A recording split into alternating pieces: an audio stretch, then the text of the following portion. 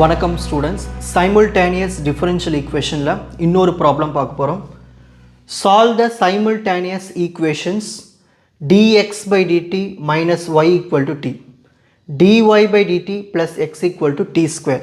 இந்த மாதிரி நம்மளுக்கு ரெண்டு ஈக்குவேஷன் கொடுத்துருக்காங்க. கூட எக்ஸ்ட்ராவாக இந்த மாதிரி கண்டிஷன்ஸ் கொடுத்தாலும் எப்படி சால்வ் பண்ணணும்? x of 0 equal to y of 0 equal to 2. So step one நம்ம என்ன பண்ணுவோம்னா, இந்த கொடுத்துக்க அந்த ரெண்டு ஈக்குவேஷன் எடுத்து எழுதிப்போம். ஃபர்ஸ்ட் ஈக்குவேஷன், செகண்ட் ஈக்குவேஷன் எடுத்து போட்டு எழுதியாச்சு. அடுத்து என்ன பண்ணணும்னா, இந்த டி பை டிடி இருக்குங்களே, அதை நம்ம என்ன மாற்றணும்? டீன்னு மாற்றிக்கணும். பக்கத்தில் இருக்குது x minus y equal to t. Again இந்த டி பை டிடி இருக்குது, அதை என்ன மாற்றணும்? டீன்னு மாற்றிக்கணும். So dy plus x equal to t square. So இதுதான் தேர்ட் ஈக்குவேஷன். Fourth equation. இப்போ நான் அந்த மூணாவது ஈக்குவேஷன் என்ன பண்ண போகிறேன்னா, டியால் மல்டிப்ளை பண்ண போகிறேன்.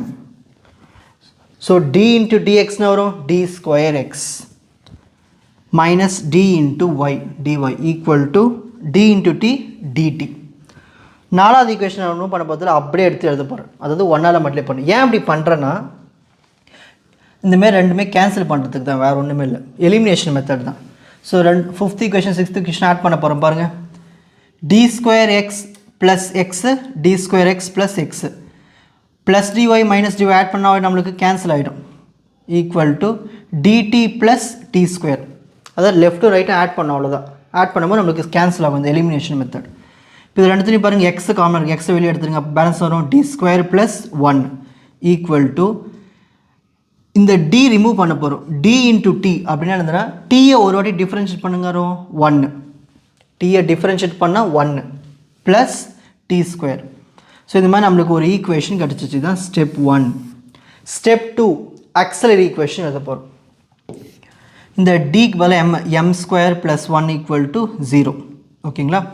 இந்த ப்ளஸ் ஒன் இந்த பக்கம் போச்சுன்னா மைனஸ் ஒன், ஸ்கொயர் இந்த பக்கம் போச்சுன்னா ரூட்டு. ரூட்டுக்குள்ளே ஒன்று இருக்குது, ஒன்று ரூட் எடுத்தால் ஆகும் ஒன்று தான் வரும், ப்ளஸ் ஆர் மைனஸ் ஒன் வரும். ரூட்டுக்குள்ளே மைனஸ் இருந்தால் ஐ வந்துடும். ஸோ இதை நம்ம எப்படி எழுதலாம் பாருங்கள். இங்கே வந்து ரியல் பார்ட் இல்லை, therefore M is equal to real part இல்லாமல் 0. உடனே நம்மளுக்கு இமேஜினரி பார்ட் தான் இருக்குது, 1i. ஸோ இதுலேருந்து ரியல் பார்ட்னருக்கு 0, இமேஜினரி பார்ட் என்ன இருக்குது? 1. ஸோ தான் ஆல்ஃபா 0 பீட்டா 1 எடுத்துகிட்டு வந்து இந்த ஈக்குவேஷன் சப்ஸ்டிட் பண்ணணும். ஸோ ஒரு காம்ப்ளிமெண்ட்ரி ஃபங்க்ஷன் வந்து இமேஜினரிலாம் வந்துருச்சுன்னா, இந்த காம்ப்ளெக்ஸில் வந்துருச்சுன்னா இதுதான் formula. E power alpha x a cos beta x plus b sine beta x. So ஆல்ஃபாக்கு நம்ம என்ன சப்ஸ்டிட் பண்ணோம்? 0ன்னு சப்ஸ்டிட் பண்ணோம். பீட்டாக்கு நம்ம என்ன சப்ஸ்டிட் பண்ணோம்? பீட்டாக்கு வந்து 1. ஓகேங்களா? ஸோ இந்த இடத்துல நம்மளுக்கு 1 வரும், 1t, இங்கேயும் 1t. ஓகேங்களா? ஸோ பீட்டாக்கு நம்ம 1ன்னு சப்ஸ்டிட் பண்ணிக்கணும். அதே மாதிரி எக்ஸுக்கு என்ன சப்ஸ்டிட் பண்ணோம்? டீன்னு சப்ஸ்டிட் பண்ணணும். எக்ஸுக்கு வந்து டி. ஏன் டி சப்ஸ்டிட் பண்ணுறோன்னா, கொஷனில் பார்க்கணும். dx by dt இருக்கு, இங்கே டினாமினேட்டர் இருக்குங்க, டி தானே இருக்குது. ஸோ டி வச்சு கொடுத்தா நம்ம டி தான் அங்கே போடணும். சரி, இப்போ ஃபைனலாக எழுதிடலாமா? இ பவர் 0 என்னது? எப்பயுமே 1 தான். ஸோ ஏ cos 1t நம்ம எழுதலாம், cos t எழுதலாம், ப்ளஸ் பி sin 1t நம்ம sin t எழுதலாம். ஸோ இதுதான் காம்ப்ளிமெண்ட்ரி ஃபங்க்ஷன் கண்டுபிடிச்சாச்சு. நெக்ஸ்ட்டு பர்டிகுலர் இன்டெக்ரல் கண்டுபிடிக்கணும். அது எப்படி கண்டுபிடிக்கணும்னா, 1 பை இங்கே டினாமினேட்டர் என்ன இருக்குது, அது டினாமினேட்டர் எதை பார்த்து எழுதணும்? இந்த எக்ஸுக்கு முன்னாடி இருக்கீங்க டி ஸ்கொயர் ப்ளஸ் 1, அதை எடுத்து டினாமினேட்டரில் எழுதணும். அடுத்து ஈக்குவல்ட்டுக்கு அப்புறம் என்ன இருக்குது? 1 ப்ளஸ் டி ஸ்கொயர், அதை எடுத்து நியூமரேட்டரில் எழுதணும். இந்த மாதிரி எழுதிட்டு சால்வ் பண்ண நம்மளுக்கு பர்டிகுலர் இன்டெக்ரல் ஃபைனலாக கிடச்சிரும். கண்டுபிடிக்கலாமா? ஸோ ஃபஸ்ட் இந்த டி ஸ்கொயர் ப்ளஸ் 1 இருக்குது, இதை மேலே கொண்டு போனால் ஆகிடும் -1 ஆகிடும். இது பைனாமியல் தியரம் வந்துச்சா பாருங்கள். அதாவது இது எந்த ஃபார்மேட்டில் இருக்குது பாருங்கள், 1 ப்ளஸ் எக்ஸ் பவர் -1. இந்த மாதிரி ஃபார்மேட்டில் எப்படி எழுதலாம்? 1 மைனஸ் எக்ஸ் ப்ளஸ் 1 மைனஸ், இதான் formula, 1 minus X plus X square minus X cube. இந்த மாதிரி போய்கிட்டே இருக்கும். ஓகேங்களா? அந்த ஃபார்முலா எடுத்து அப்ளை பண்ண போகிறோம்.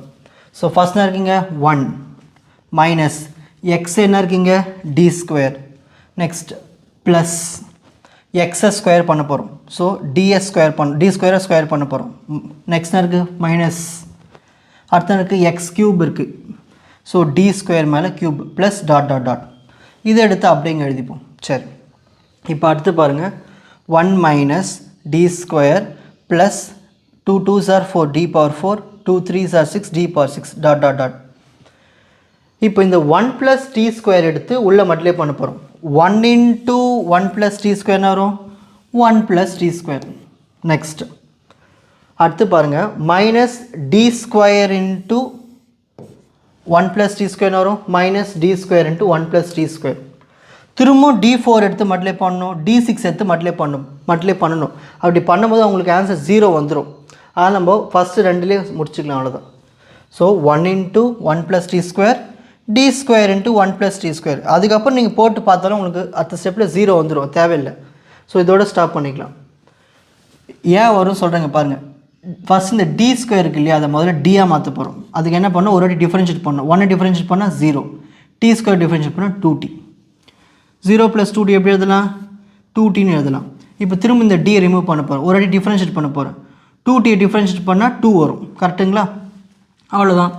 1 - 2 வரும் -1, இந்த t² எடுத்து இங்கே எழுதியா. இதுதான் பர்டிகுலர் இன்டெக்ரல். இதுவே நான் d4 எடுத்தேன்னா 4 வாட்டி டிஃபரன்ஷியேட் பண்ணும்போது உங்களுக்கு ஸ்டார்டிங் ஸ்டெப்பில் 0 வந்துடும், அதில் பண்ண தேவையில்லை. ஸோ இதோட முடிச்சுக்கலாம், 2 மட்டும் போதும். ஓகேங்களா? ஸோ பர்டிகுலர் இன்டெக்ரல் கண்டுபிடிச்சாச்சு. ஓகேங்களா? CFும் கண்டுபிடிச்சாச்சு. நம்ம ஃபைனலாக நம்ம என்ன பண்ண போகிறோம், x = complimentary function plus particular integral. Complimentary function என்ன கண்டுபிடிச்சோம், இது. பர்டிகுலர் இன்டெக்ரல் என்ன கண்டுபிடிச்சோம், t² - 1. ஸோ இதான் நம்மளுக்கு கிடைச்ச x ஆன்சர். இப்போ இந்த எக்ஸை டிஃபரன்ஷியேட் பண்ண போகிறோம். இதுதான் அடுத்த ஸ்டெப் 3. ஸோ எக்ஸை டிஃபரன்ஷியேட் பண்ண வரும் dx/dt = இந்த ஏவை அப்படியே வச்சுப்போம். ஒரு காசை டிஃபரன்ஷியேட் பண்ணால் -sin b, ஒரு சைனை டிஃபரன்ஷியேட் பண்ணால் cos, t² டிஃபரன்ஷியேட் பண்ணால் 2t, 1 டிஃபரன்ஷியேட் பண்ணால் 0. therefore dx/dt = -a sin t + b cos t + 2t. இதுதான் dx/dt. ஓகேங்களா? இப்போ என்ன பண்ண போகிறோம், நல்லா கவனிங்க. ஃபஸ்ட் ஈக்குவேஷன் எடுத்து எழுத போகிறோம். ஃபஸ்ட் ஈக்குவேஷன் என்ன இருக்கு, dx/dt - y = t. ஏன் இதை எடுத்து எழுதுனா, இந்த y-ஐ கண்டுபிடிக்கிறதுக்கு. எடுத்து எழுதியாச்சா? இப்போ பாருங்கள், இந்த t இந்த பக்கம் வந்துடும், இந்த -y இந்த பக்கம் போயிடும். மாற்றியாச்சுங்களா? இப்போ அடுத்த ஸ்டெப் பாருங்கள். dx/dt என்ன கண்டுபிடிச்சோம், இதை எடுத்து இங்கே சப்ஸ்டிட் பண்ணிக்கணும்டா. இந்த ஆன்சர் எடுத்து அப்படியே எழுதிப்போம். நெக்ஸ்ட் இருக்குது -t = y. இப்போ அடுத்த ஸ்டெப் பாருங்கள், y அப்படியே தான் இருக்க போது, -a sin t b cos t, 2tயில் ஒரு t போயிடுச்சுன்னா வெறும் t. ஸோ y ஆன்சரும் கண்டுபிடிச்சாச்சு. ஃபைனலாக டிசைடு சொல்யூஷன் போட்டுட்டு இந்த x ஆன்சரையும் இந்த y ஆன்சரையும் எடுத்து இங்கே எழுதிடணும். ஓகேங்களா? அடுத்த ஸ்டெப் பாருங்கள். கொஷினில் கிவன் என்ன கொடுத்துருக்காங்க, x(0) = 2, y(0) = 2ன்னு கொடுத்துருக்காங்க. இதை நம்ம அப்ளை பண்ண போகிறோம். ஃபஸ்ட்டு நம்ம என்ன பண்ண போகிறோன்னா, இந்த x ஈக்குவேஷன் எடுத்துப்போம். இந்த x(0) என்ன கொடுத்துருக்காங்க, இந்த xக்கு பதில் நம்ம என்ன பண்ணணும், 2ன்னு போடணும். போட்டாச்சுங்களா? அடுத்தது t இருக்க இடத்துல 0 போடணும். அதாவது இதோட மீனிங் என்னென்னா, இங்கே பாருங்கள், இதோட மீனிங் என்னென்னா tக்கு 0 போடணும், xக்கு 2 போடணும். இதுதான் விஷயமே. xக்கு 2 போடணும், இந்த உள்ளுக்கு தான் t. அப்போ இந்த ஈக்குவேஷன் எங்கெல்லாம் x இருக்கோ அங்கே 2 போடணும், எங்கெல்லாம் t இருக்கோ அங்கே 0 போடணும். ஸோ இதை அப்ளை பண்ணலாமா, xக்கு 2, a cos tக்கு என்ன போடணும் 0, b sin tக்கு என்ன போடணும் 0, 0² 0 -1.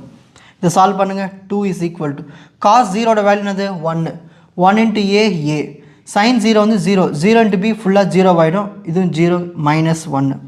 இந்த மைனஸ் இந்த பக்கம் வச்சுன்னா +1, 2 + 1 3. ஸோ ஏ ஆன்சர் கண்டுபிடிச்சாச்சு. இப்போ பி ஆன்சர் கண்டுபிடிக்கணும். அதுக்கு என்ன பண்ணலான்னா, இந்த ஒய்க்கு என்ன கொடுத்துருக்காங்க, y(0) = 2. அப்படின்னா என்னது, ஒய்க்கு 2 அப்ளை பண்ணணும், டீக்கு 0 அப்ளை பண்ணணும். ஒய்க்கு என்ன அப்ளை பண்ணணும், 2 அப்ளை பண்ணணும், டீக்கு 0 அப்ளை பண்ணணும். இதில் இந்த ஈக்குவேஷன் அப்ளை பண்ண போகிறோம். ஸோ ஒய்க்கு வந்து 2, டீருக்கு எடுத்துலாம் 0 போட்டுக்குங்க. போட்டாச்சுங்களா? இப்போ அடுத்த ஸ்டெப் பாருங்கள். sin 0 என்னது 0, 0 in anything மொத்தமாக 0 ஆகிடும், மொத்தமாக கேன்சல். b cos 0ஓட வேல்யூ 1, 1 × b b. இது விட்டுட்டு therefore b ஆன்சர் கண்டுபிடிச்சாச்சு.